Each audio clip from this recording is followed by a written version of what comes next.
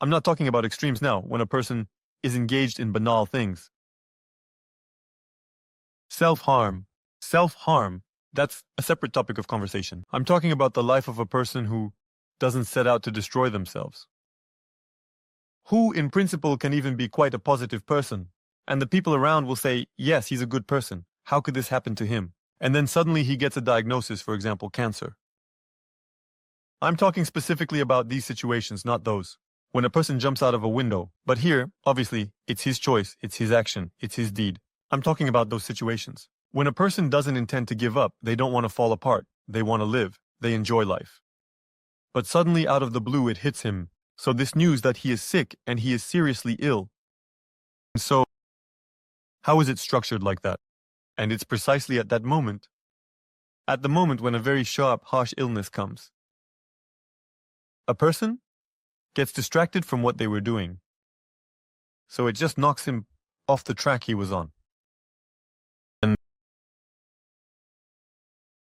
it's no longer so obvious that if he hadn't been literally knocked off that track, if nothing had happened, he would have died much earlier and faster. How he interacts with his illness. Let me rephrase that a bit differently. So, at the level of physics, at the level of society, a person does some approved things. At the level of psychology, it's quite possible that there are no problems either. But at the level of energy, deadly processes are happening to him. But he can't recognize them, he can't feel them. His viability starts to drop sharply, fade away. And in order to knock that person off this trend, such a manifestation occurs like illness. Moreover, it mainly tears where it's thin. So, where the body is already overloaded, that's where it breaks down. That's why diseases arise. All sorts of diseases, which in principle, based on the very fact of the disease, you can draw some analogies, do some basic, absolutely non-psychic diagnostics. Well, I can give an example.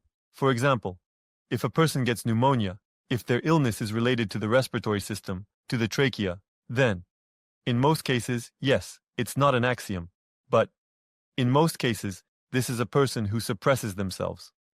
Who suppresses himself? And he can suppress and constrain himself thinking that he's doing the right thing. But when he pressures himself, when he constricts himself, when he says, it's not characteristic for me, or it's bad to do this, or he wants something, and he says, no, that's not allowed, that's not allowed. Or, on the contrary, he wants something, but his parents come and say, no, that's not allowed. And he's like, oh, well, that's not allowed, right? And then it starts to compress him, compress him, compress him. It is, at that moment, at the energy level indeed, an action specifically called spasm occurs, called crystallization, tightness, that is energy, that had previously moved freely, without hindrance. For some psychological reasons, if this issue is about values, if it's a matter of beliefs, then this is a psychological sign. And based on psychological signs of causality, a person starts to dig into their own energy. Subconsciously, he doesn't do it on purpose. He doesn't realize what he's doing. He digs into his subconscious and starts to constrict his energy channels.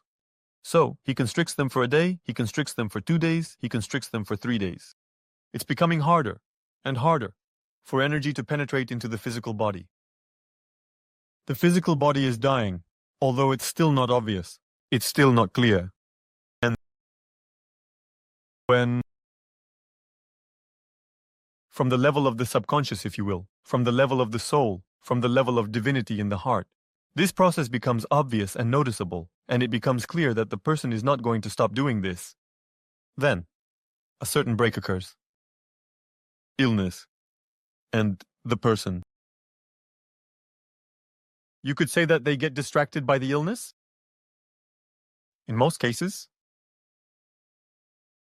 In the early stages, a person enters forced asceticism.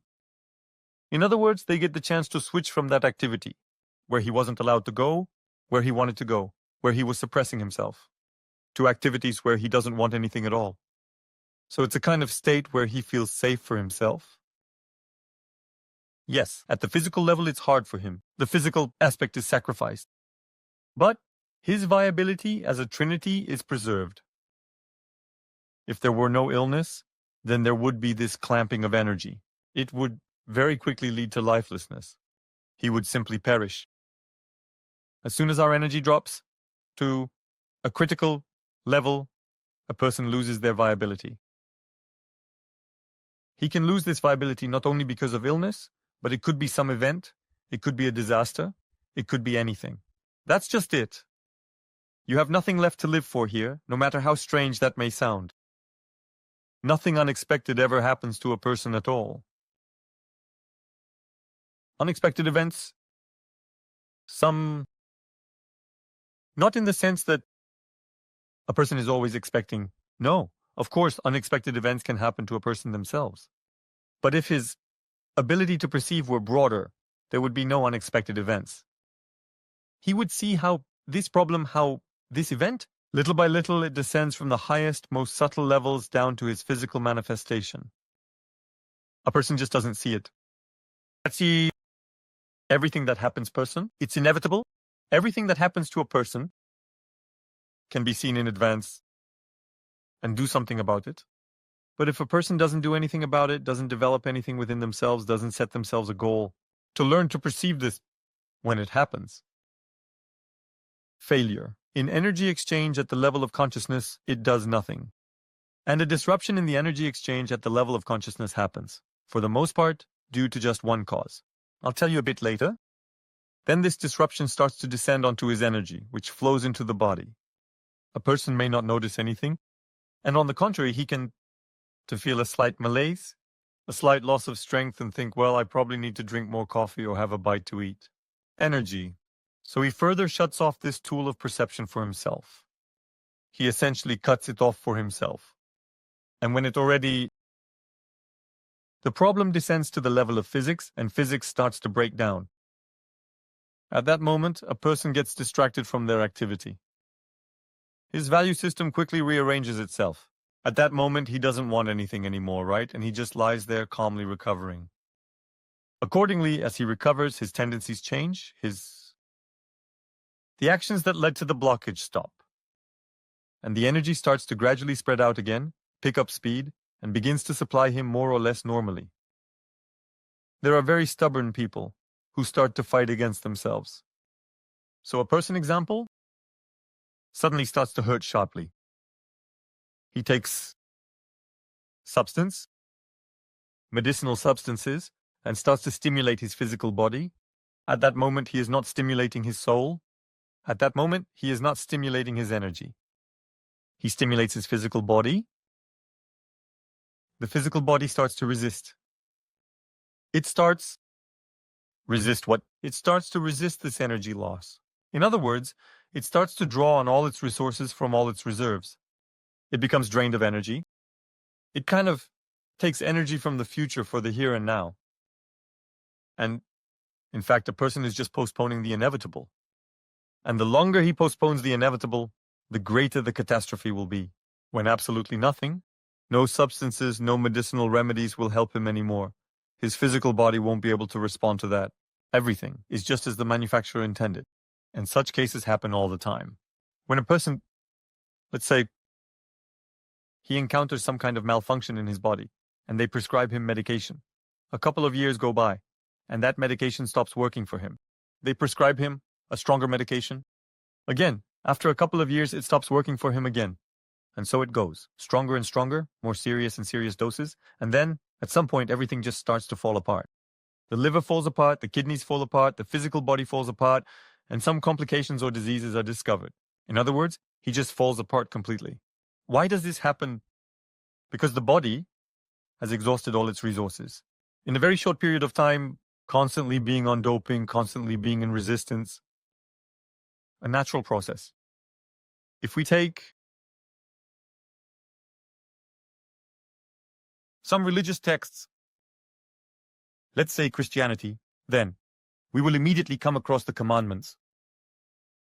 What can be done? What cannot be done? If no one interprets these commandments, then it becomes completely unclear. Because some commandment is a mortal sin, yet you look around and see a bunch of people doing it, and no one drops dead.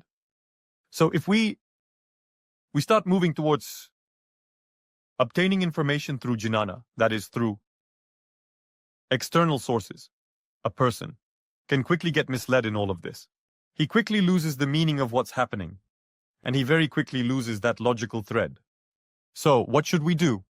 I'll try to find more now. Suitable words in our modern world to convey the essence of all the problems, absolutely all the problems. Even when we're not talking about illness, even when we're just talking about a streak of failures. Because failures are also one of the forms that precede illnesses. So, this is already one of the forms of being drained of energy. This is already one of the forms when the energy starts to stagnate. It's still a long way to illness, but this is already a warning sign. If we look at our physical state, there's a whole encyclopedia of how that physical state breaks down. How many reasons, how many microbes, how many pathogens, how much of everything else. A huge amount of information. You can't escape everything. Obviously, these microbes crawl on everyone. Bacteria crawl on everyone. All sorts of things are crawling around. You're inside and outside, but for some reason, one person lives over 100 years, while another barely makes it to 40. And that's it. It's hard to approach from this side. There would be too much all. We can try to rise to a higher level on the psyche, and here it turns out that there is psychoanalysis, that there are various problems hidden in the emotional sphere of a person, various illnesses whose causes lie in a person's psyche. And there are also talmuds of texts. There are also a bunch of different approaches, and there's much less clarity there. Because if we take psychology, there are methodologies, there are approaches. These methods don't work for everyone. There are different theories, there are different philosophical musings, so it's even harder to figure things out there. What to do, what not to do, how to be. It's difficult. Let's rise to an even higher level. Energy. Here, you'll put in some effort. Because read, write. We are being forced, so we know how to read, to know the language. We are being forced. We know how to communicate. We've already put in the effort. We practically had no choice. We've already put in the effort. But we're not really forced to perceive our own energy. So you'll have to put in a little effort, practice, work, and learn to master it. Such an opportunity. Master this opportunity through books. It's incredibly difficult. I always use as an example. Such an analogy, try learning to ride a bike from books. Until you get on that bike, you won't have an understanding of how to do it. You can read a mountain of literature, you can watch a ton of videos, but your bike riding skills will remain stagnant until then, until you actually get on it. It's the same with energy. As long as you're just reading about it, asking questions, or watching videos, your ability doesn't progress. That's when you just sit down, relax, and start to feel what's happening, at least at your fingertips. There are about 72,000 channels throughout your body, and energy flows out of these channels. It can flow out under pressure, like fiery streams, like jets of fire. But now no one is asking you do that. Just practice, just learn. The practical energy course starts with a person looking for sensations at their fingertips. The first exercise, which logically continues, is to find that sensation outside of the fingertip. So while you're looking for it on your skin, while you're searching for it on the surface, your brain might say, well, who knows what I'm feeling on my skin? But when you start to feel, sometimes even more intensely, at a slight distance from the fingertip, you start to feel something else. That's when it's really hard for the brain to say that you're just feeling your skin. There is no skin there. There is no physical matter at all. There is energetic matter, and we can perceive that too. To feel and to realize.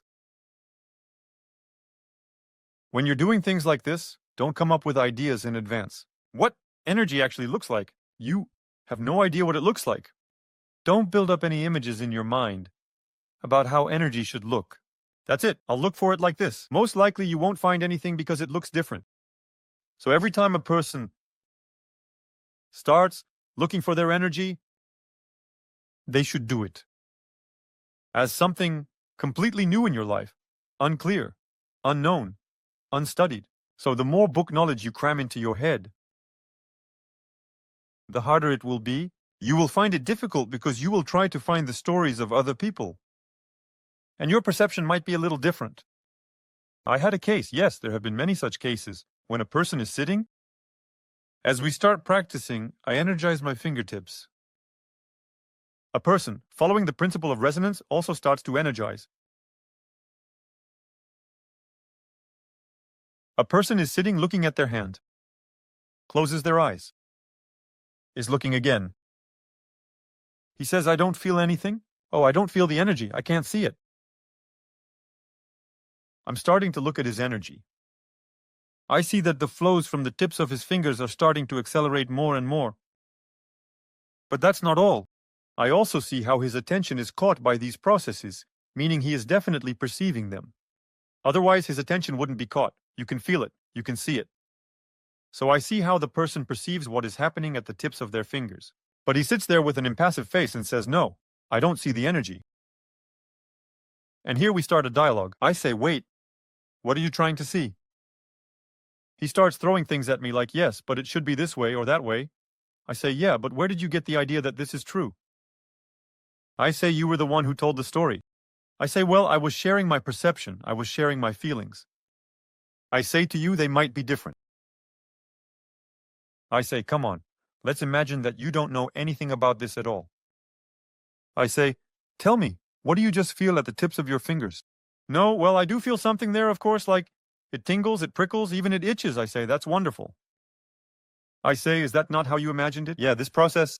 No, well. I say, wait, let's keep looking. I say, at a slight distance, what do you feel? You feel it. I don't need you to see something, or to think about what should be there. Just tell me what you feel, what you're perceiving there. Well, something is moving there, like something is blowing. As if, yeah, it's blowing. And the person actually starts telling me how the energy literally moves for him, with such details, which he simply can't just make up or guess. I'm sitting there, observing his energy, listening to what he's telling me. It's an obvious thing. He perceives his energy. But he convinced himself that energy is perceived differently. Because I said so. Because they said it on the internet. Because it's written in a book that it's different. What am I getting at with all this? Did you tell me I was telling this to the point that sometimes a person can very easily perceive his own energy, but he can't believe that it's that easy. He tries to attribute some certain transcendental experiences to energy, which do not correspond to reality. So feeling your energy isn't something like, oh no, I'd rather just take a pill. Yes, no, it's all in your hands, it's all here, it's here. You can practice without even leaving your spot. You can practice in the car, on the bus, in the subway, at work. You can even practice while holding a pen in your hands. I'm just checking. If I have something handy, right now. Not now. So you take a pen with the tip of the pen. You start to get closer to the table, to the paper, and you can physically feel it. As if something first touches the paper and then starts to resist. As if a very thin stream of air is coming from the tip, under the pressure, which, like a little spring, doesn't let you touch the material, the matter. Can you feel it? Well, I don't know, right now. And this is also energy. This is also your opportunity to perceive it.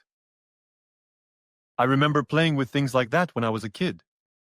From the outside, it probably looked wild. I was sitting.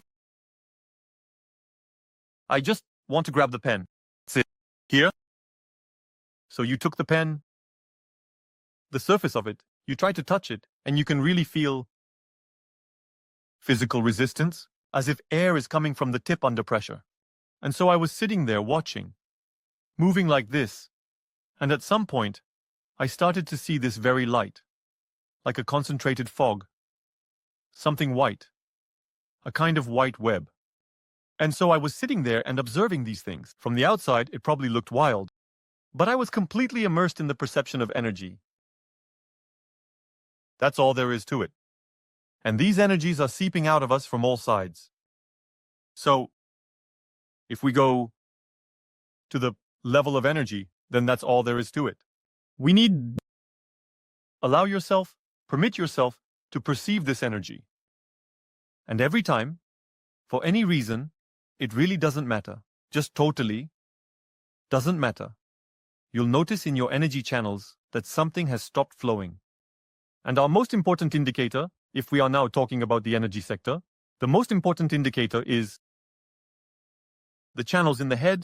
Every time I tell you something, I immediately manifest it within myself. So, at the same time, there's also a practical session happening. So try to listen to me, not just with your ears, not just see with your eyes, but also energetically. Pay attention to what I'm showing. So, the channels flow through the head, through the neck, through the ribs, through the body, through the internal organs. If this energy flows easily and effortlessly, you don't have to grunt. You don't need to meditate for half an hour just to feel something. Did you just redirect your attention there? And these many little streams, cool flows, are moving through your body. Everything fine, you? But if, for some reason, you perhaps direct your attention, for instance, and here you have a dam instead of streams, it hurts you. It presses on you and cannot enter inside. You've caught a spasm. This has happened, and you are already starting to get sick. At the level of energy, you already have this problem. If you don't do anything about it and continue to generate causality, and causality can be of all sorts. Someone upset you, something didn't sit right with you, a bit of nerves, a bit of fear, a bit of disgust. A person doesn't meet your expectations. Someone offended you. Thousands of causations. A huge number of causations? I don't know, probably an infinite number of these causations, but you don't care why it happened. It's not essential. What's essential is that you noticed it and began to restore the flow of energy. How do we restore it? We can simply focus our attention there. At first it will hurt, then it will feel heavy, then it goes click. Click, and it started flowing. That's it, you've restored yourself. You can breathe through these channels. If you know where they are located, if you already felt in comfortable, favorable conditions, how all this moves through you, then in discomfort, you can at least remember how it should be. Compare, analyze, say, oh, but somehow something is not moving anymore. You need to detach. Pause your activities on the material level and dive into the level of energy. We dove in. 1, 2, 3. Inhale, relax, release. Restoring harmony, balance. And now the energy is flowing even better. For me, for you, it can just flow, in principle. That's it, the problem is solved. And so, when you start living this way, just living, you will realize it yourself. You will understand it yourself. How do you constrict your energy? So this fact will become obvious to you right now. In most cases, people don't realize how they constrict their energy. If someone were to choke you, you would immediately realize it because a person can't live long without air. But since a multitude of channels, a multitude of energy processes enter our body, even from within, some enter. Then, having squeezed here, it is not so obvious. You might feel frozen, but you won't just collapse from it. But the process of extinction has already begun. The process of loss of viability has already begun. You are already starting to constrict. You are already beginning to fade. Energy is either not flowing into your body, or it's flowing very poorly. And so, every time you catch yourself in the moment when your energy starts to slow down, make it a habit for yourself there, for example, every 2 to 3 hours. Check if it's flowing, not flowing, flowing, not flowing. You'll see what you did. some kind of action. Psycho-emotional action, physical action, a mental action without any emotions, and your energy, it reacted to that. And then you absolutely won't need these endless volumes of books, of text anymore. You no longer need rules and orders. You don't need to know what's sinful and what's not. Because it's all very individual. It's all very abstract. Do you start to see for yourself how you're perhaps killing yourself and how you're gradually loosening up? How you extinguish yourself and how you ignite? What slows down your energy and what was speeding it up? It's a completely different way of perceiving and interacting with the world around you. And I guarantee you, some part of your actions, you didn't even suspect that it was killing you. You didn't even have that thought. Very often, in many situations, there are cases when a person takes action. Throughout their life, these actions are socially and culturally approved. And the person themselves feels worse and worse. And he can't even think that he's acting wrongly, that he's killing himself, that he's destroying himself. He comes up with an endless number of justifications for himself. He continues to believe. The people around him, he keeps believing. A social institution that says, yes, good job, come on, complete a 5-year plan in 2 years. Don't step away the machine. You're doing great, you're a hero. And then at 30 years old, glasses with a +6 prescription. And your lungs have shavings. And the energy reacts to this instantly. As soon as you start to self-destruct, as soon as you start in any way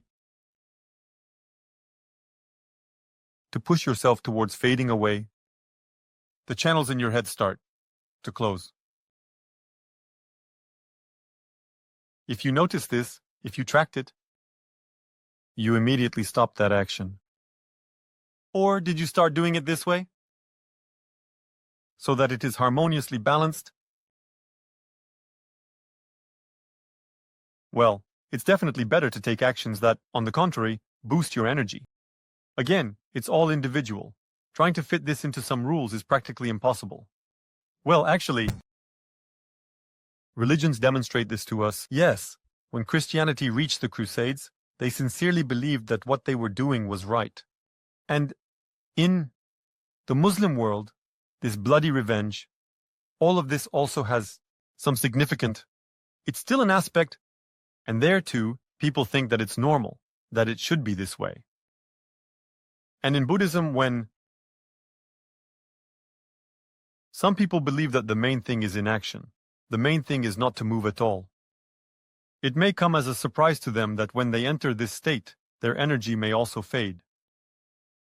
And what's really interesting is that for one person, among 10, their energy might fade, while for one, it will, on the contrary, start to ignite. This one person will say, yeah, what's wrong with you? I'm doing great and you can do it too. Oh no, it's just a peculiarity of his. But for the others, this will start to close off. But that's not all. That's not everything I wanted to say about this. There is an even deeper level. This level is not obvious at all. This level is something that everyone suspects, but no one even knows which side to look at. This is level of our consciousness. Scientists' endless attempts to find a place in our body where this consciousness is located. So far, it hasn't been successful. But at the same time, there are harsh realities. Our nature shows that something we have alike within us. Our consciousness also has a body. It has its own configuration. And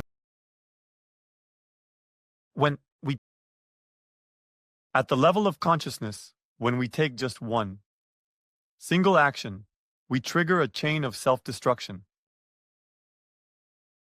If we do not perform this action, no self-destruction occurs. Only nature takes course. What kind of self-destruction is this? What kind of action is this?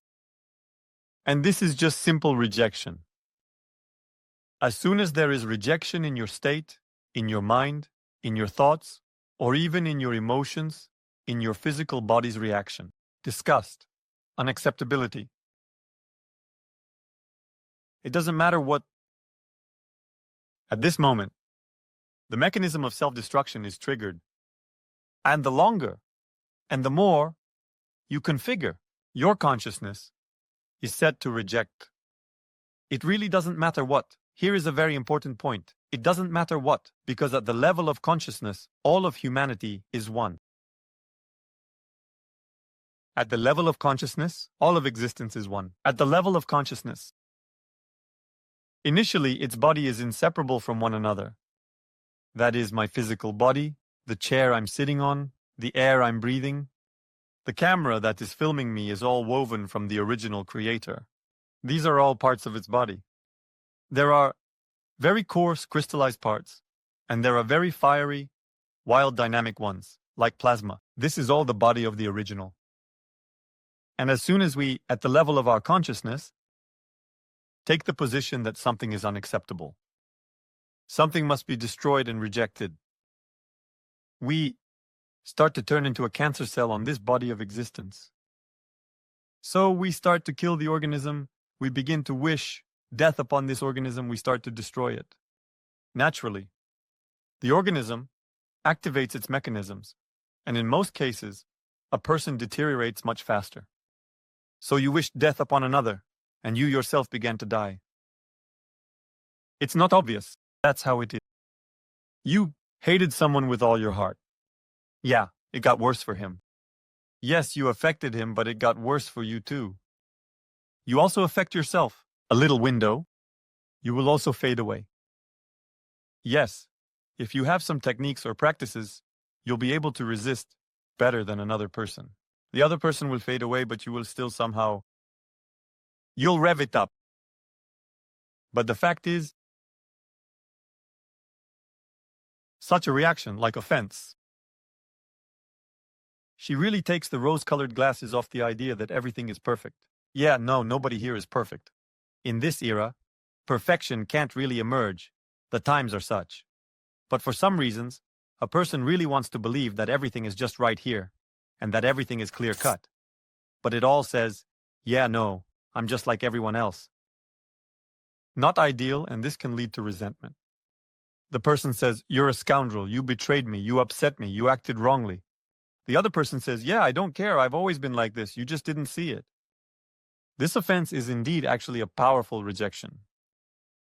So powerful that it's at an energetic level. This is essentially the killing of the object of discontent. As soon as you start generating this powerful rejection, you start to reject yourself from the entire universe. In other words, you start to detach yourself from it. It's all the same as, here's you. Let's say you were in a hurry and accidentally bumped your hand against the corner of the table. Pain in the arm, and instead of massaging, stroking, and dissolve the clot that will soon form here, you just take and tear off your hand like, yes, you hurt. Well, and then I don't want to see you anymore. This is the same thing that is happening.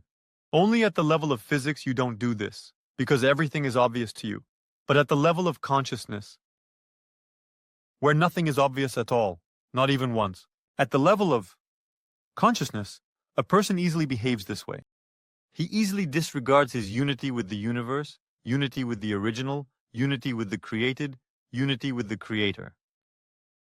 Just because he didn't like something, and he didn't like it. Because 100,000 reasons why we will always justify that we are right. If such a task is set for our brain will always say, it's all good, you're right. And then bam, illness. In Sanskrit, there is a word which translates as love. But if you listen to the pronunciation of this word in Sanskrit, then a slightly different meaning emerges. This word in Sanskrit sounds like priya, and for some reason, it translates to love. In fact, a more appropriate translation would be acceptance. So, when a person is capable. Let's say he was cheated on. He is able to say, well, I was wrong about this person. He has every right to be who he is. Next time, I'll just be more careful. Yeah, I was mistaken, but who hasn't been? A person. You make mistakes. That's it. No, there's none of that intense rejection, that intense resentment, that intense inner hatred. There's none of that. It's the desire to break free. As soon as a person reaches such a level of awareness, as soon as a person stops rejecting reality, the world he lives in, at the level of his consciousness, at that moment, he no longer needs these illnesses. They're unnecessary. There's nothing to distract him. He is completely safe for himself and for the surrounding world. He is no longer that cancer cell trying to kill the whole organism just because it didn't like something. This is the global and deepest cause of any disease. Any disease. And I'll say it again, and I will keep saying it, that the deepest cause of all problems, diseases, including, it's rejection. It's when you forbid the world to be the way it is. When you forbid another person, who is exactly the same part of the original, to exist, just because you misunderstood him. Just because you misunderstood him. Just because you wanted him to be different, but he is who he is. Rejection. This is the key to a completely problem-free, healthy life. Even during times of pandemic, even during times of disaster. All sorts of events. And so, this has acceptance and rejection. Indicator. The same goes for a person who possesses the perception of energy, operating at this level, having the skill to feel their own energy. There is an indicator in the form of energy channels that flow, and which are the first to react. For a person who is reaching for even more, a higher level, even more raises the bar of their awareness. He also has an indicator, and this indicator is located in our heart. And this indicator has quite physical and understandable parameters. When I say out loud that we have divinity in our heart, we have a soul in our heart, we have the heart of Bindu. It's all about the same thing. It's all about that very indicator that allows us to realize where we are currently heading, towards the grave. Or to the source, to the original state.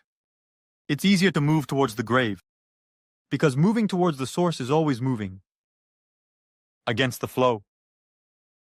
It's not that obvious, and it's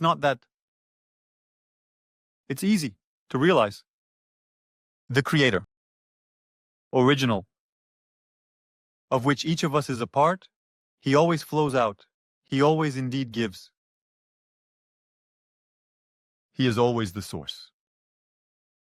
And so, if you want to move in his direction, synchronize with him. You are constantly moving through this flow that comes from him. And this flow, reaching the farthest parts of the universe, crystallizes and comes to a standstill. He is motionless there. So, if you just go with the flow, you'll end up where there is no movement anymore. But if you turn around and start moving towards the original, not to some abstract thing, to your true nature, to your awakening, to your memory, to your awareness of who you really are, you are going against the flow. You need to work hard. You need to put in effort. And the most important effort that a person makes is an effort similar to the original. What is similarity? It's not about using the power of your mind to flip a house or send a mountain into space. I don't know. That's when you essentially basically start to flow out too. Your channels flow. Energy flows. You are constantly in a state of giving, in a state of being a source. It is through these processes, fundamentally and deeply through these processes, we can access the memory of who you originally are.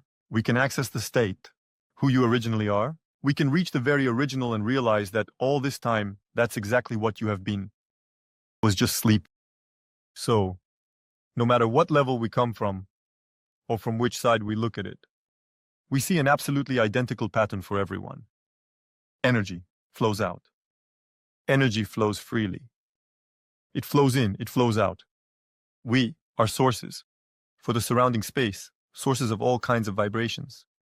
Sources at the level of the seventh center, the seventh chakra, call it what you want. Sources at the level of the sixth, fifth, fourth, third, second, first, minus second, minus third. Minus the eighth, ninth, and 10th, 13th, 20th, plus the eighth. It doesn't matter. We can be sources at a huge number of energy centers. This is also essentially part of the practices of the fire pillar. When you start to flow out so strongly, when you start to shine so brightly, these scattered light bulbs, centers, energy chakras, they connect into one powerful unified energy flame. Right now, it's taken me somewhere off track. Let's go back to diseases. Naturally, in such a state, what diseases really? What can we even talk about? Let's go back to our diseases again. So you flow out, you are a source, you become like the original likeness. Through this, you get this memory, this awakening, this realization of what your true nature is. But this simply cannot be with that particle that for some reason stops the true, that for some reason, instead of shine in all directions, it starts to push away from the outside world. These are exactly the kind of particles and fall under the influence of the disease so that they have no strength to fight back. So that you get involved in something else on a material level. There, I don't know, he was taking pills or breathing over a potato to feel better. Or you were making yourself some raspberry tea. Distract yourself from this push away. Everything is wrong. Everything is not right. Sit down, feel your pain. Calm down. Meditate. And you'll feel better. Because when you're focused on healing your body, it's really hard to push away. I had a case that it really illustrated to me how quickly everything can happen.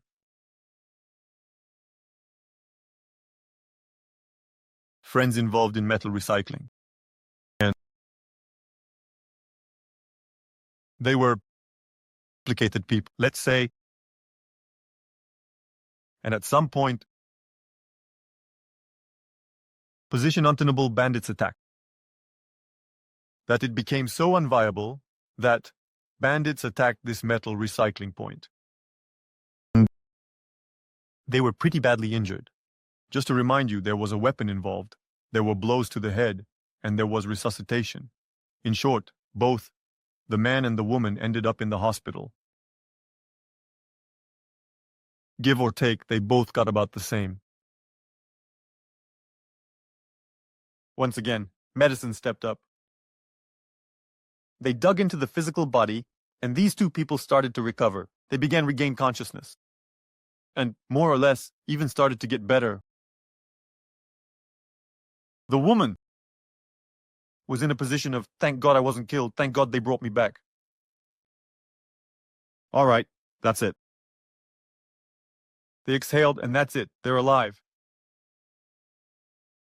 And position of man? I remember them all. I'll catch every single one of them. I'll get to all of them. I'll destroy them all. He came to consciousness. He began to generate it. And that same evening, he had a brain hemorrhage during the night. And he died. Woman's discharged from hospital. She's still alive. Everything is fine. Everything. She received one way or another healed. She recovered. Here are two physicians in the same situation. With the same injuries, one person lived on while the other passed away that very day. The evening. Just how quickly can you lose your vitality when things are already not going very well? So as soon as we start these mechanisms, activating them as soon as something begins to change or degrade at the level of consciousness. In most cases, some kind of illness is already being sought out to distract you, to pull you out of that state. to make you stop generating that dissatisfaction. It's not like that. So that you cease being in a state of rejection and just get a little bit distracted by something else. Just get distracted by healing. This is how our universe operates, on all levels of work. It's precisely because of these causes that everything happens globally, fundamentally, and deeply. Problems with the physical body, and no matter how much they try to convince you that you're doing great, that you're good, that you're doing the right thing, but if your body is falling apart, wake up, you're not doing it right, you've been deceived. And in most cases, it's not even out of malice, because they themselves know nothing. Back when I was young, I lashed out at my parents. In my youth, I was still hot-blooded. I say, why didn't you tell me that a person is not only bones and skin, well, and the flesh, that a person is just incredible. So much, in terms of fields, energy, flows. Why didn't you tell me about this? And while I was getting upset, it hit me right away. They didn't know about it themselves. And my complaint narrowed it all down to just one thing. And they say, why didn't you give me the chance to find this out? Why did you keep resisting me? Why did you keep throwing obstacles in my way when I was trying to learn something? And while I was asking them this, I realized again. Because when I was trying to learn more, I was rejecting what I already had. I rejected my own parents. I rejected the society in which I was, in essence, no different from the parasites. Only my goals were more or less benevolent. But the behavior was, well, crap, to be honest. And that created a problem for me. And as soon as my position became clear, I said loyally, okay, Mom, Dad, please live how you want. I have no more complaints against you.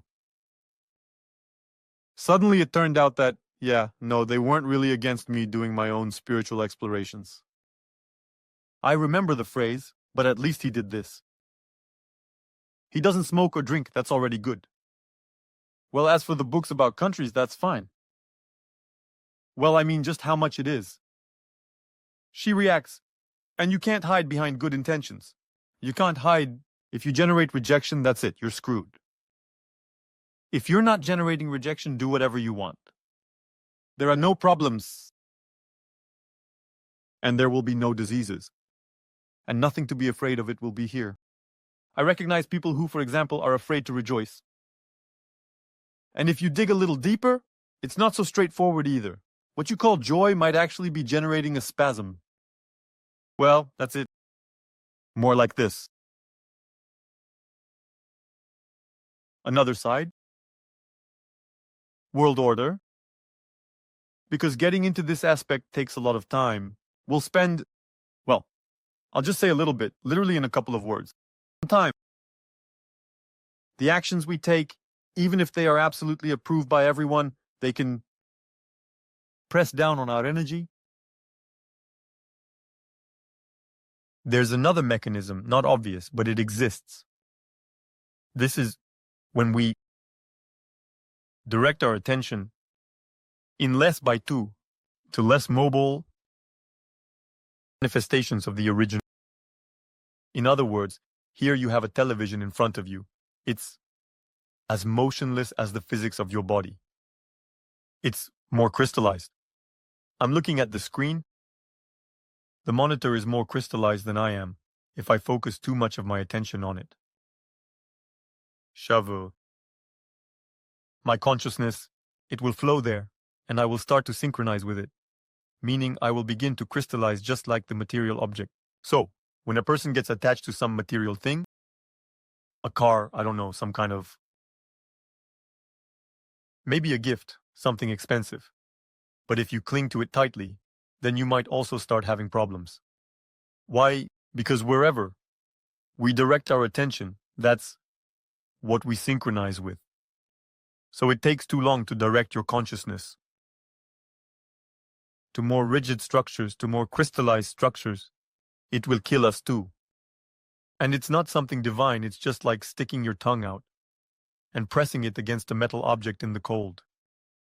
The tongue is going to have a hard time. Here, we pull consciousness out of ourselves. We come into contact with material, rigid, coarse energies, and we ourselves start to become coarse, we start to fade. Such a mechanism also exists, And this mechanism can lead to illness. That's why I say that if it's important for you to remember your true nature, to realize yourself as a part of the original, you will have to swim against the current. You will have to swim towards the fire. You will have to move towards the source, to where it all comes from. Light flows from there. Direct your attention to where there is more fire. Direct your attention to where there is more movement. And that's when we will start to succeed.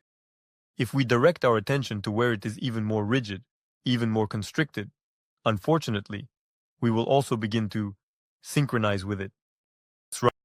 So, when there are foreign objects, such as bacteria or viruses, inside our bodies, these objects are not alive. These objects, in essence, are dead, and they are constantly, permanently. They can create a lot of problems during practice. In Sunday, we will all meet to have them, to revive them on an energetic level, in order to your body to show that this is now our part. This is not a foreign object. This is our part. Yes, it's rigid. Yes, it's coarse. Yes, it closely resembles the structure of bone and is even worse than bone. But this is our part. And through such an approach, the immune system of the physical body will no longer fight with a foreign object that is in the body in an attempt to get rid of it in some way. That's exactly why inflammation occurs. As soon as a person's energy level rises thanks to the practices, as soon as they open their channels, their immunity immediately spikes, and the immune system starts attacking everything that isn't part of the body, everything that is extra in the body. So Anton, good evening. And if there were surgeries on the spine to remove a hernia, yes. Of course, it's not just possible but necessary to treat the consequences. Because when our physical body is cut open, the skin is sliced, and the muscle layer is cut, at the moment of connection and healing, there is a local spasm, a local area of tension. When a person starts to boost their energy, I'm sure you've all heard or come across the statement that, well, now you'll be able to feel the weather. Or some elderly person says, oh, the weather is going to change soon. I have this pain here, like it hurts in my back, or there, the weather is going to change. My knee started to hurt there. It feels it. What is that? When changes occur in the universe, our energy also changes its rhythms. As soon as our energy starts to change its rhythms, everywhere it's rigid, everywhere it's tight, everywhere it's crystallized, it starts to hurt, it starts to throb. That's why these damaged parts of the body hurt. I don't know. At 20, I tore a muscle, and at 60, it still hurts with every change in the weather. It seems like half a lifetime has passed, and it still hurts. Why? Because it remains at a multi-level manifestation. Expense of those practices that I will show, due to those exercises that I will give. You can remove it from yourself, so that it doesn't interfere anymore, so that it doesn't bother you anymore. This is done through energy exercises. It's very effective. You'll go through rehabilitation with physics, and still the consequences will remain. And with energy, you can actually burn this out of yourself completely. Again, you will need to work hard. It's not like you just came, sat through the broadcast, and everything happened on its own. You need to work hard. I really can't learn to ride a bike for you. That's for you. I can do it myself. I've learned how a long time ago. But you'll have to get on that bike. I will help, I will guide, I will create favorable conditions, I will provide the settings. But you will still have to work hard. This needs acknowledgement. Maybe, and the regeneration of amputated limbs. Possibly, and the regeneration of amputated limbs. Is the regeneration of amputated limbs possible? Technically, it's possible. When I was in the temple, there was indeed a man named Muryuchinjai. That's his spiritual name. And he had his fingers phalanx amputated. Was a Bulgar. For an entire year, all he did was just grow it back. And all his phalanges were in place. I didn't see how he grew it back. I didn't see how he amputated it. But I saw that person himself. And externally. It wasn't so obvious that something was wrong with his phalanx. So technically, it's possible do it. Practically, you probably won't have the patience to deal with this. Most likely, you'll just wave it off and say, and so I'll leave. Because you'll have to focus on this for at least a year, 24/7, without any opportunities to distract yourself with anything else. So it's absolutely such a monotonous life, a prolonged asceticism, a harsh, brutal asceticism that it's far from certain that you'll manage it in a year. After all, Martin Gilles was already a practitioner. He already had certain skills, ways to manage energy. It just happened to him like that. And it's far from certain that it's for the Lord. So technically, it's possible to do it. Actually, let's be honest, most likely there just won't be enough patience to deal with this. But again, Martin Gilles, there is such a person, Dikul's clinic. He was a circus performer. He fell on the platform. I mean, he was a gymnast. He fell. He was completely paralyzed. The doctor said, that's it.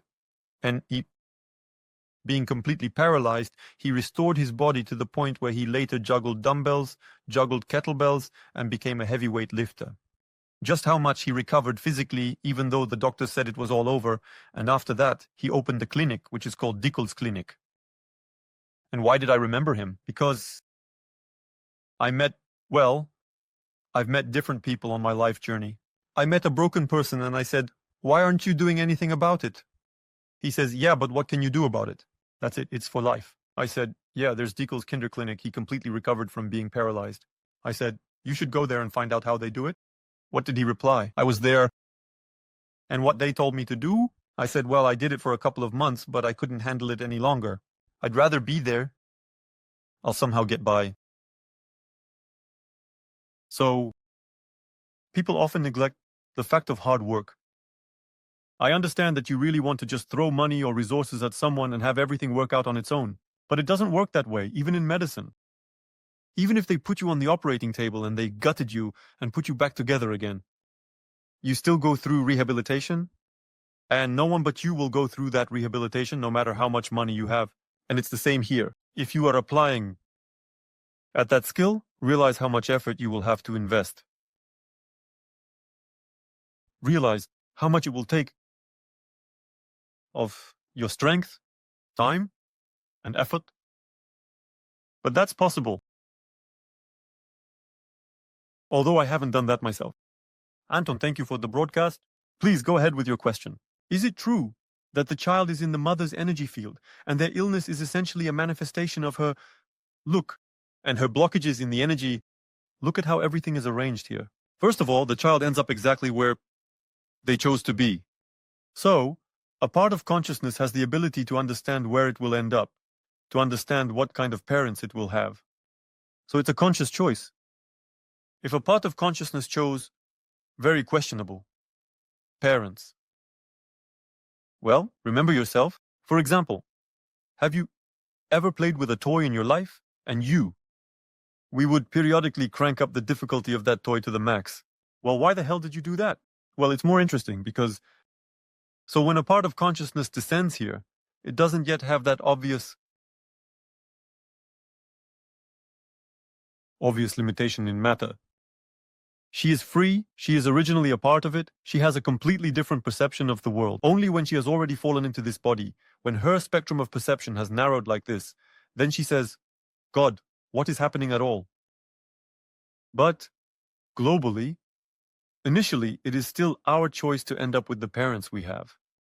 And even if they are already here, look, very questionable. Yes, although, again, how many children, adults, choose a computer game and start playing it? They freak out, I don't know, break the keyboard, throw the joystick against the wall, smash the monitor. Well, you turned on that toy yourself.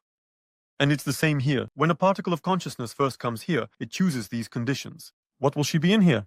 In what conditions? In what situation? But when she's already here, yeah, you can throw the joystick against the wall and break the monitor. Like, what the hell are you doing? Why is it so complicated? Here, that's why initially, this part comes exactly to where it feels comfortable, where it fits. And that often happens, that the features of the body of consciousness are similar to the features that the parents have, meaning like attracts like. So, if the parents are aggressive, then the part not yet fully attached here is already aggressive on its own, meaning like attracts like. And here, it's not the parents that are the cause, but just two synchronous vibrations that found each other in space. This is the first point. The second point, naturally, while the child, when he's still small, while he hasn't formed yet, while his field doesn't have a cocoon yet, he's completely under the influence of the parent's energy, under full influence. If a parent is freaking out, stressed, or nervous, this is instantly transmitted to the child. Then, when the child becomes callous, coarse, becomes covered in a cocoon, he becomes himself. It is in such shields that, yes, these impulses from his parents reach him, but he no longer reacts to them. He doesn't hear them. He's already toughened up, but these impulses as they were continue to flow. They don't go anywhere. Simply possibility of perception, absent. And, by the way, this doesn't only happen with children. For example, I've seen this with cats. So, you take a kitten, it synchronizes with you, it gets used to you. If you start freaking out, it might even jump at you. Just because you're freaking out, just because you're nervous, just because this started happening with you, it might attack you. So it's like an indicator of your state, and it attacks you not because it's bad, it attacks you to knock you out of that state, to distract you. Who even realizes this? For example, I saw this for the first time in my life when our neighbor came over. Everyone knew that she's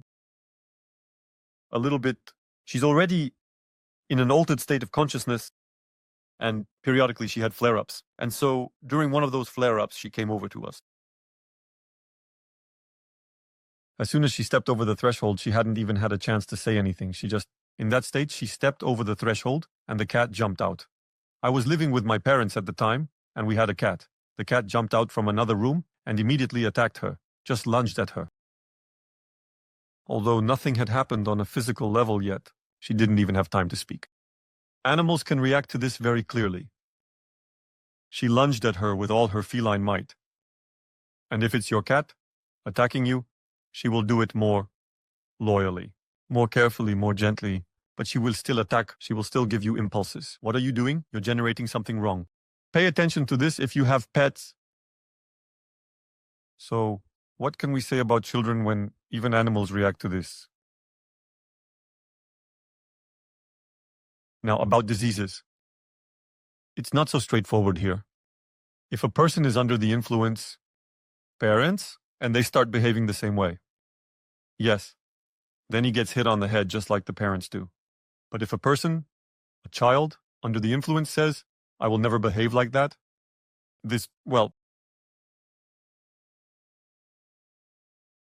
I'll tell you, no point hiding anything. When the Soviet Union collapsed, and when my dad lost his job, so the organization he was in ceased to exist. For a while, he started drinking. He began to fall into alcoholism because it was hard for him, such a blow of fate. That is, he was preparing himself for a comfortable old age. And then, suddenly, you're just thrown out onto the street with nothing. He started drinking, and when I saw this, when I was observing it, I was forming a position inside that I would never react to a problem like that. I will never. So, I won't react to the problem like that. No way, not at all. That's how I won't react. I would react differently, but not like that. That is, it was put into me. The impossibility of acting that way? I didn't say Dad was bad. I understood perfectly well why all of this was happening.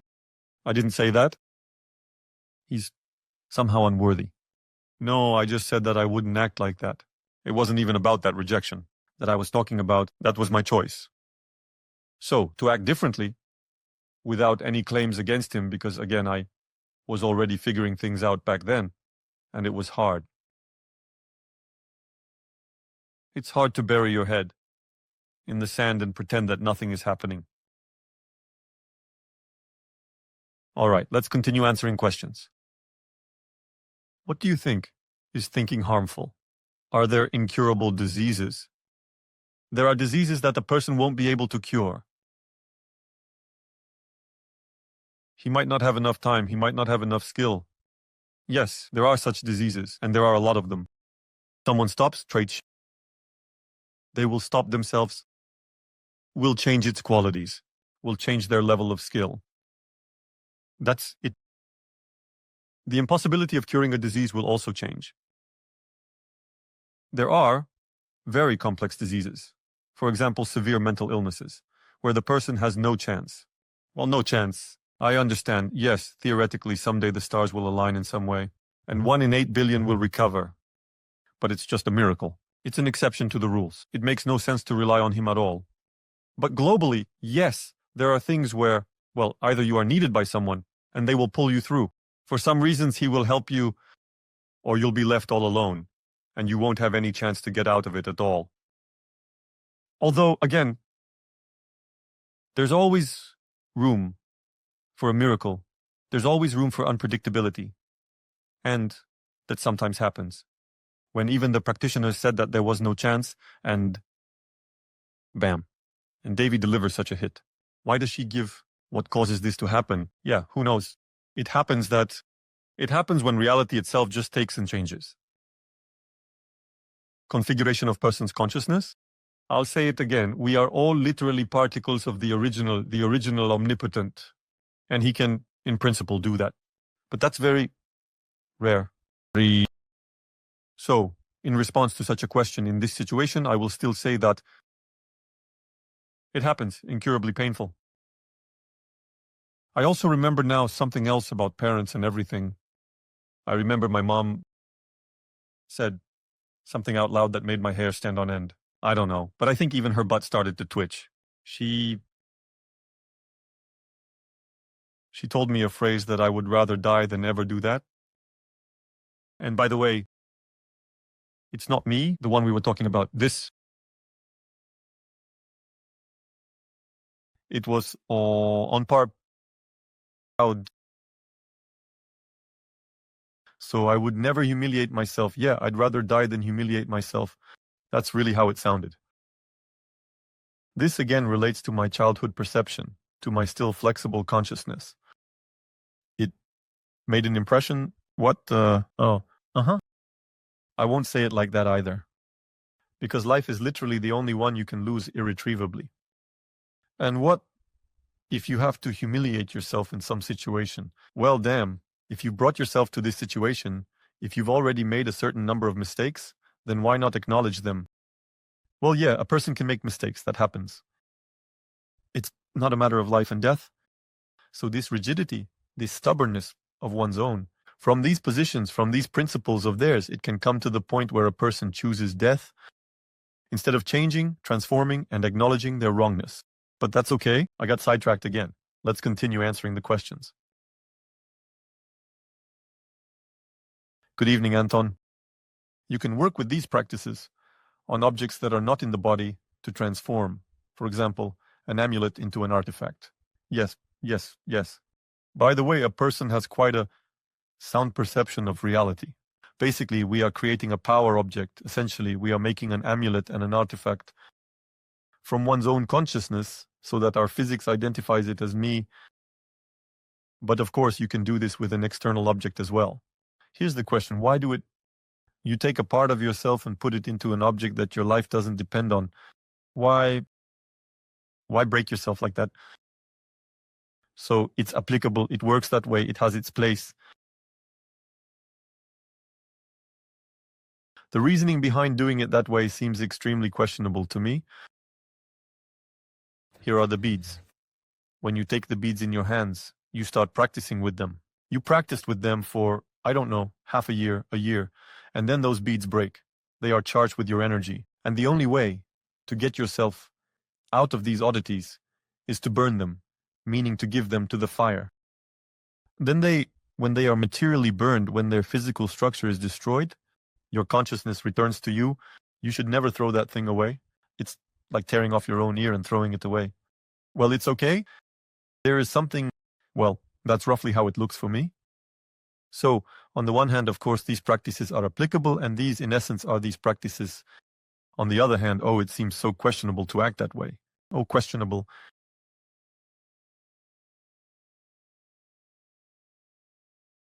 About the affected organs? Where to find out about causality? Well, there's a huge amount of information on the internet. I'm just recalling now who, in my memory, has dealt with this. In my opinion, Liz Burbo, or something like that was her name. By the way, indeed, Lazarev's karma diagnostics also focused extensively on the connections. An internal problem with a part of the body. Think it was Liz, like Lizberg. I need to check the internet. I don't really remember for sure right now. So basically, that's what you find on the internet, more or less. The only thing is, don't take this as an axiom. This individuality that doesn't go anywhere. There is statistics, there is a majority. But you can be unique. And if you try to use the rules for the majority, well, you'll just end up hurting yourself even more. Get lost. That's why Ginya on. Not the most effective way to gain knowledge about this world. It's better develop extrasensory abilities. Can you tell me more about the new teeth? This is when the matrix, the body, restart of actions. The matrix of the body. This is the image and likeness of us as people, as human beings, not the matrix of the body. This is called the matrix of a person. So we, as human beings, have a common matrix, a kind of imprint. It is located in front of the chest at a distance of about 40-50 centimeters.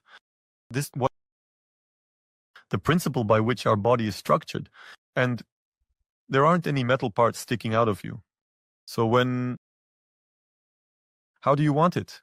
Your gene, your immunity checks itself against a role model, and it becomes clear that this shouldn't be in you, right? But we don't change the matrix. We don't reprogram it. The approach there is different. The approach is to make a foreign object a part of your body so that your body doesn't perceive it as something alien. That's the essence of it. Like something otherworldly. That's the essence of it.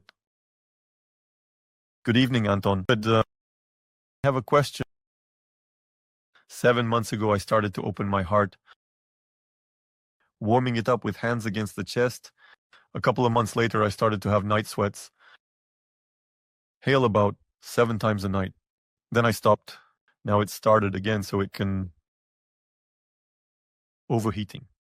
The heart? No, it is... Your spasms are burning. It is the binding structure that is burning. It is those that are melting. The blocks, those tightnesses that are there inside your body, working through the heart can burn right away. All the toxins. And as soon as they start to burn, you start to feel really bad. But let's be honest, if you get poisoned, you're going to feel really bad too. And if you stop, that poison will stay inside you. So let it come from all sides. But at least you'll be clean. Or clean, I don't see who asked the question. So, this is a normal process. That's how it should be. It's basically like having spa treatments. Just without getting out of your bed. This works with energy. It cleanses the physical body. And maybe even detoxification will happen. That can happen too because when our body doesn't have the chance to get rid of some carcinogen, it packs it away, somewhere between the skin and the muscles. Everyone has heard about cellulite, but as soon as the body has the strength to push this through and get rid of it, it starts to process it. It pulls out all those toxins and they get into your blood. You start to feel sick. You start to feel nauseous, dizzy. But it's coming out of you. It's no longer inside you. If you don't understand what's happening, you try to deal with it somehow. These toxins stay in your body again. There's no need to be afraid. These are normal processes. Well, those who practice with me, I occasionally come across this. I periodically answer these questions. I calm people down. I say, guys, on the contrary, step on the gas, help your body. On the contrary, go to the bathhouse. I don't know about that. Go to a spa, do a procedure, go to the gym, do exercises, do gymnastics, help your body get rid of all toxic substances and help your body loosen up and relax. Constraining structures. Because a constricting structure, having originated at the energy level, can penetrate to the physical level. your muscles are tense. A very common area of concern for men is the prostate area. It can just turn into stone. Naturally, blood doesn't flow there, lymph doesn't move, and everything collapses. This often happens, for example, at the level of the head, at the level of the eyes. It all gets tense there too, turning into stone. And all causality comes from the energy side. So good evening. Organs have been removed. The uterus. Does the thyroid gland affect it? Yes, of course it affects. It will be very difficult to feel the energy in these organs. You'll have to put in some effort there. And those scars that are left inside your body, they can start to hurt. They can start to bleed. They can start to make themselves known in some way. But that's not a reason to give up on yourself. On the contrary, that's a reason to start practicing as of yesterday. You just need to understand. What will the effects be next? Not to be afraid of these effects and, well, just accept them as a fact. No matter how much you try to hide, you still have to die eventually. There and here at least you have a chance not to die but to leave. And if you always hide, then there won't be any chance at all. Just without a chance.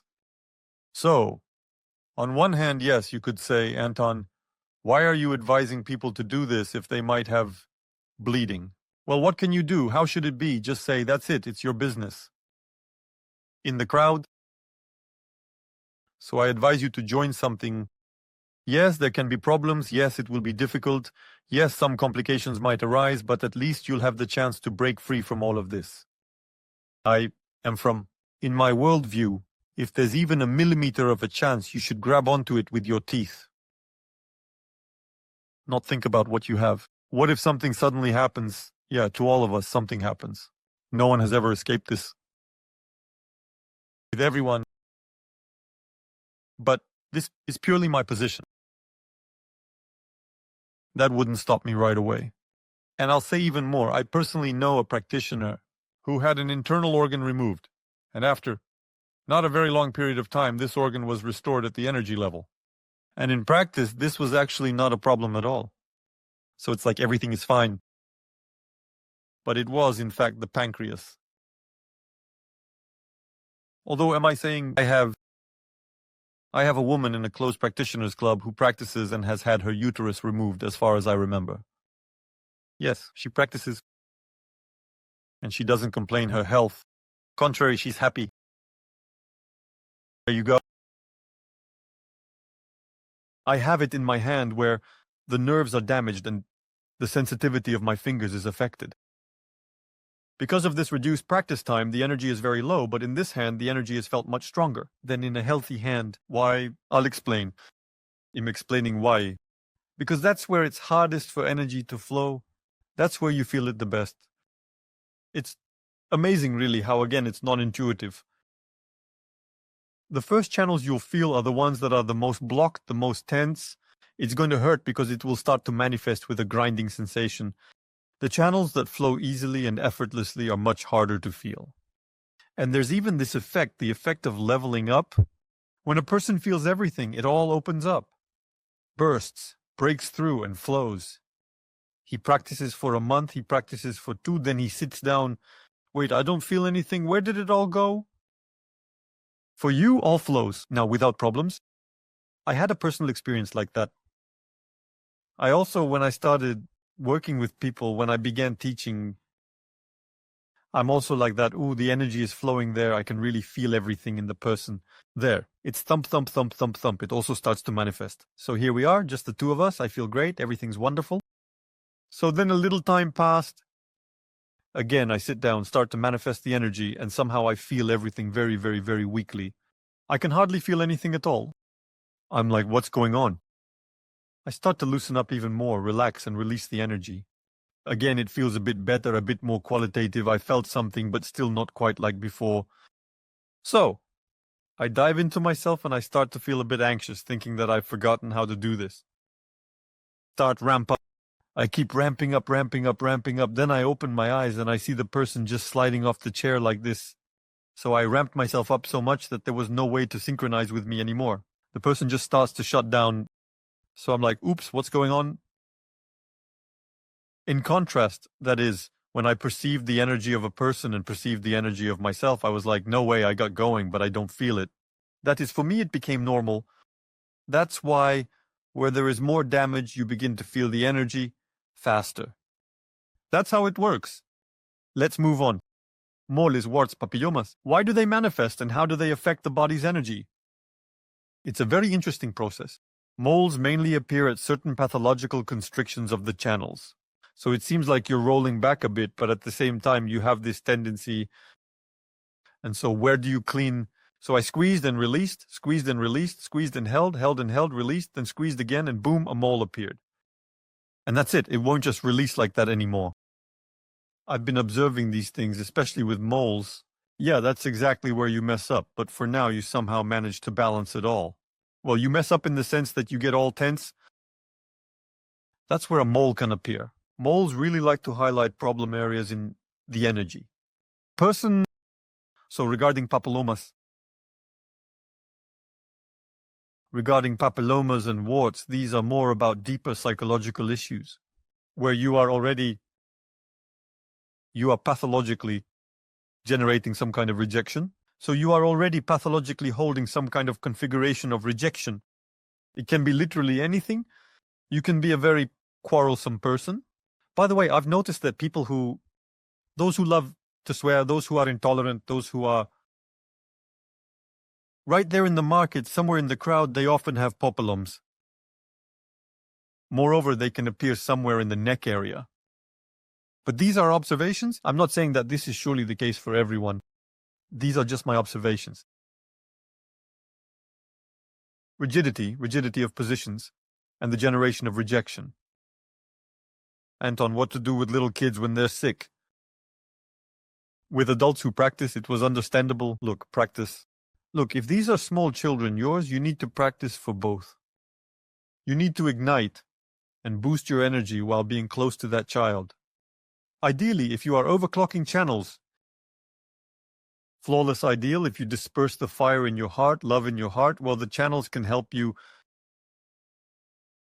Just do a light little massage, pinch a bit or massage there.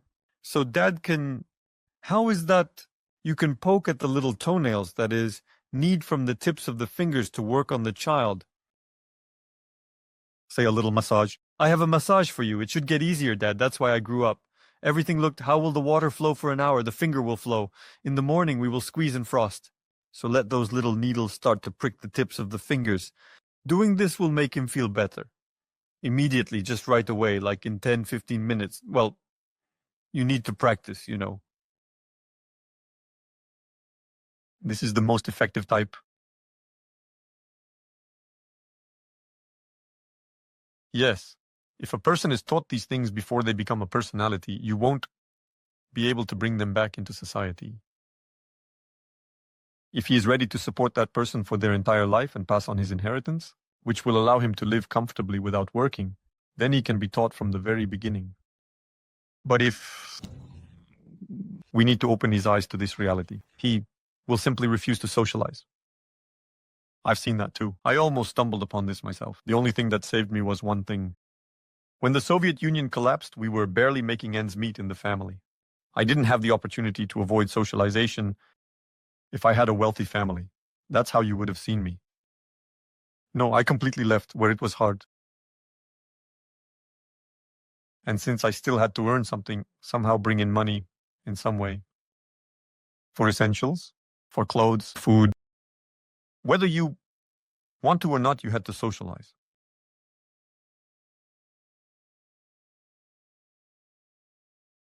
Parents, leave the parents alone. Live on your own. Develop yourself. Under no circumstances should you go down that path. Whose PDLs are rushing to help. No. It's a way, once again, to ruin yourself very quickly and very effectively. Because when you try to save someone, your attention is always focused on the one who is slower than you. So, you also start to synchronize with that. You can't do that. You need to ignite, to blaze, to get fired up, to just dapum, dapum, dapum. To be in the field of those people who are dear to you, in a fiery state, don't lose it. Then, they will start to rise up to you, instead of you coming down to their level. When I practice, I don't lower myself to the level of the person. I'm waiting for his energy to start rising to my level. So, under no circumstances should you show violence towards others. And what if you are forcing someone to practice? That's the wrong process. Only yourself and only truly deeply with yourself. In general, there can't be a mediator between a person and their soul. If you have established your own, if you have established a relationship with your soul and shown how to do it, you will save a huge number of people. If you force another person to establish their relationship with their soul, you will only get aggression. You can trust my not a small experience. The teacher's practice? No, only those people who are genuinely interested.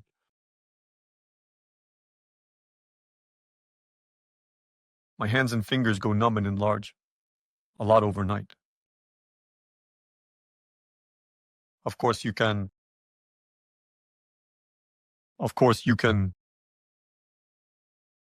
We still have more. Well, there's a whole set of exercises that need to be done. Globally, we also have centers in every joint. With these centers in the joints, we can ensure energy conductivity.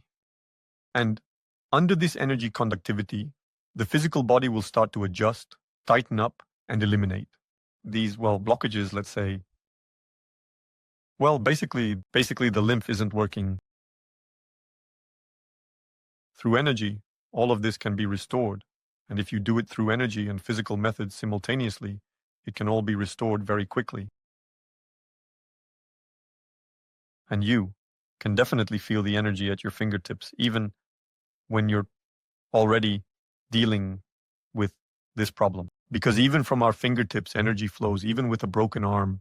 Still, as long as we are alive, they will flow.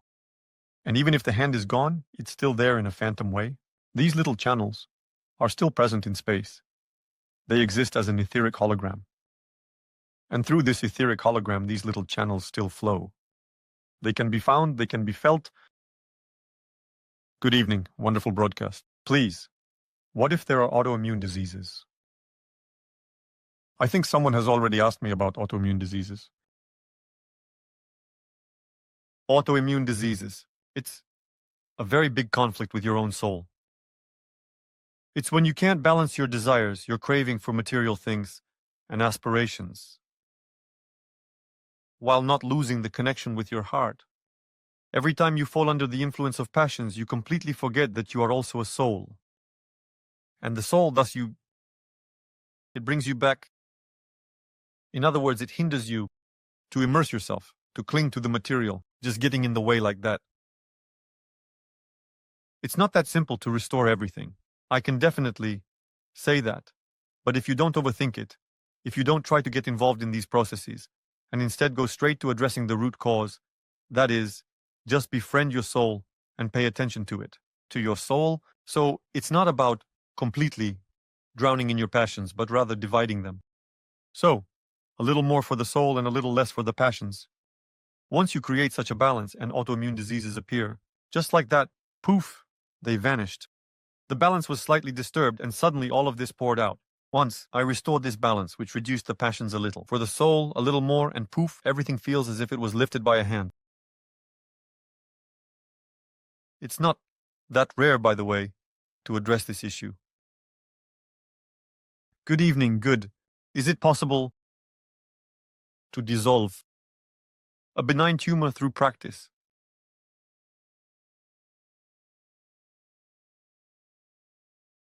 If you work with the tumor, with those practices that work locally, nothing will come of it in the end. So you can just move it somewhere else in the body. You won't be able to cope with the global issue. Cancer is still a disease that affects the whole body. It's a reaction to your attitude towards the outside world. So, did you allow yourself to express this way in relation to the universe? Now feel it in your own skin, what it's like. This problem can only be solved through the soul, only through the heart. We need to become kinder, we need to be more loyal. We need to allow reality to be as it is, and the way you want it to be. You need to stop fighting with God, because in that moment, you're actually fighting with yourself. You need to be more philosophical, more detached in a state, and slowly redirect. Shift your attention from the endless struggle with the outside world to connecting, to touching your divine heart. As soon as this connection is not just at your fingertips, but like this, the cancer will be cleansed as if it can be seen. But this, it's not about attending a session, it's not about attending a practice. It's a matter of a huge, huge effort. It's a matter of reshaping your entire value system. It's a matter of your own behavior. I can't behave correctly for someone else. That doesn't happen. I can behave correctly in relation to my path of your life. All cancers, in general, all cancers. You can remove it from your body through connections with your soul, but these connections need to be real. Just because you agree with me now, nothing will change. Just because you think something might happen in the very first practice, nothing will change. But if you work on it purposefully, persistently, and unwaveringly, the deeper and deeper the connection with your own soul, with your divinity in your heart, then at a certain moment, intensity, such as interaction of a certain and the various factors that influence it. Intensity of energy exchange. With your soul, all of this disappears, but you need to grow into it first. But it is possible to do it in reality. There was a time when people came to me for consultations, just like copies of each other with the same ailments. It's hard to practice with them. Even if they agree, even if they don't argue, still, technically it's very difficult to pull a person out of this state energetically. But it is indeed possible to do this. I'll say it again to make it clear. These are practices related to your soul. It's the fire. In the heart, it's the bindu. In the heart, it's the connection with your divinity in the heart. Can you tell me how to restore vision using energy? Oh yes, I even gave those practices. There's basically nothing complicated about it. Look, before each practice, we somehow relax our eyes slightly. This is the foundation at the energy level. Relax, loosen your eyes. Closed or open, it doesn't matter. Second, at the physical level, we help our eyes. To do this, you need to train them a little, meaning do some gymnastics for them. What is that? You rotate your pupils clockwise, counterclockwise, up, down, left, right. Next, you look at objects up close, then at distant objects, and back to close objects. Distant, there's still more to go. If there's an opportunity to change your focus, it seems like nothing is happening with your eyes. Right now, everything is blurry. I focus. It gets blurry again. I focus again, meaning the muscles are working. Although it may be noticeable on the outside, if it's hard to do, you can, for example, not move your eyes left and right, left and right. You can, for example, fix your eyes on one point, but move your head left and right, left and right. There are also eyes exercise, and the energy channels that come from above, they pass through like this. The thickness of the forehead, and they flow directly through the eyes. These are some energy processes. The second energy processes are like a gentle breeze of consciousness that enters from the front, even with your eyes closed. It enters through the eyelids and gradually disperses inside the eye. The space behind the storms is expanding, relaxing, where the first element crystallizes. Fire really helps in the process. So I just jotted down briefly what needs to be done to improve your situation. I periodically demonstrate these practices, and sooner or later, I might show the last 3 questions again. My father, when he found out he had stage 4 cancer, said that we should sell the house and build a new one. By the way, it's actually a really cool maneuver. I really enjoy reading on We were in shock, but father, family, authority, they sold him the house. I built it for the sick, for the sick. He built new house, father. My father's cancer went into remission. The doctor's amazement. Nevertheless, the month that the doctors promised has already been living for 5 years. We built house. Yes, that's what I was talking about. So the person suddenly distracted themselves. he really distracted himself from what he was getting immersed in. He switched gears. He got involved in a different activity. And that allowed him to get out of this rapid decline. Subconsciously, he did absolutely the right thing. But let's be honest, not everyone can afford to take such an action on a material level. So there are actions on a practical level, actions on an energetic level where you don't have to sell anything. You don't need to do anything. You just switch to interacting with your soul. You search for love within yourself. You seek the fire in your heart. You dedicate time to this. You completely abstract yourself, distancing from the outside world. And because of that, this moment happens getting rid of the illness. The father's actions are absolutely right, absolutely worthy. It's really great that you supported him, that you didn't abandon him. This is a rare case. I will gladly talk about this now, because this is really what works, and it truly fits with everything I've been telling you so far. When you start to decline sharply, the disease forces you to switch. If it can no longer make you do something, you will just fade away. But if a person just takes the initiative to switch themselves, they've won more time. If your father tries to learn, without a doubt, to love, not something, not someone, not in a certain way, but just because there is warmth in the heart, because he is alive, because the sun is shining, because, I don't know, well, because you can still breathe.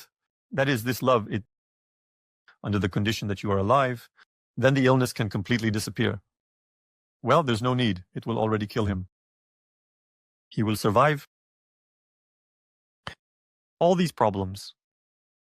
One night after praying, he went to sleep and saw a light in his dream. When he woke up, he declared that there is no one but Allah, and that the Holy Allah is all there is. This, for God's sake, is an experience. I just want to sit in silence and peace for a couple of times now. Here, detachment. Well, again, I read, and basically, that's how it is. What he called God is Allah. Yes, really, for God's sake, I don't care what you call him. I call him Shiva, Christianity. His name is Jesus Christ. There. At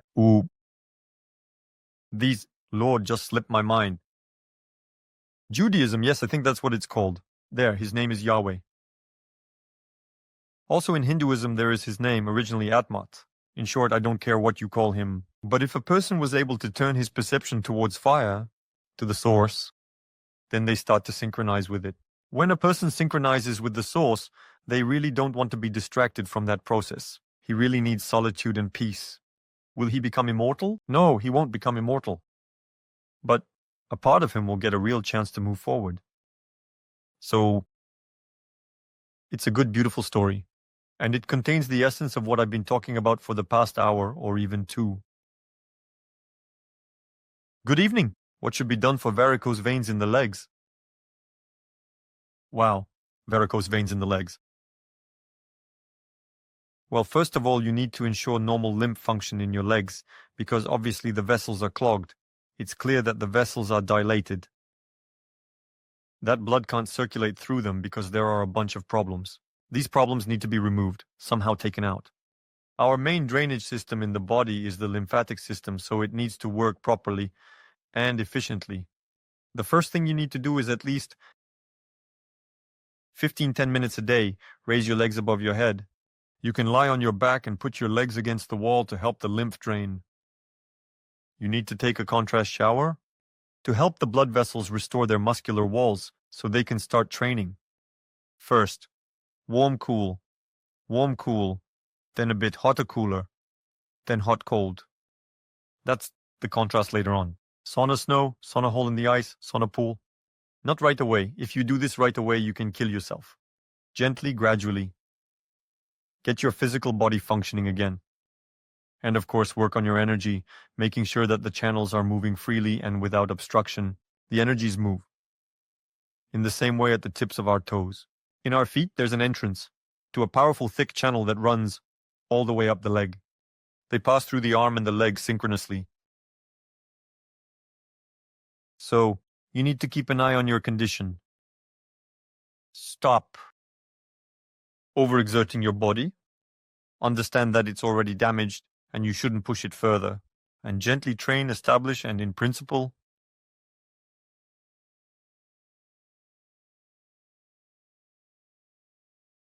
you can restore your physical condition to a fairly high degree.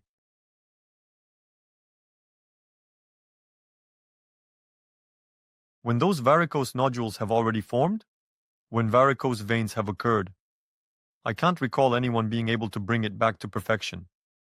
But for those people where they were just starting, I remember moments when a person started the S5 process and he had no problems. Well, in general, I outlined the action plan. Today, our meeting is coming to an end. I was glad to be heard. I'm glad that I piqued your interest in this topic and that you basically listened to me. I would be very happy if you could make use of what I haven't told you. I didn't learn this knowledge, these practices, these things in just 5 minutes. I've really spent 2/3 of my life on all of this up to today. To be able to talk about it so easily, freely, with knowledge and absolute confidence. If you can do this, absorb it all, use it, change it. Your position in this world, change. Your relationship with diseases, which may appear, someday, may have already appeared, and cleanse all of this out of yourself. Burn all of this within yourself. And finally, breathe freely, cleanly.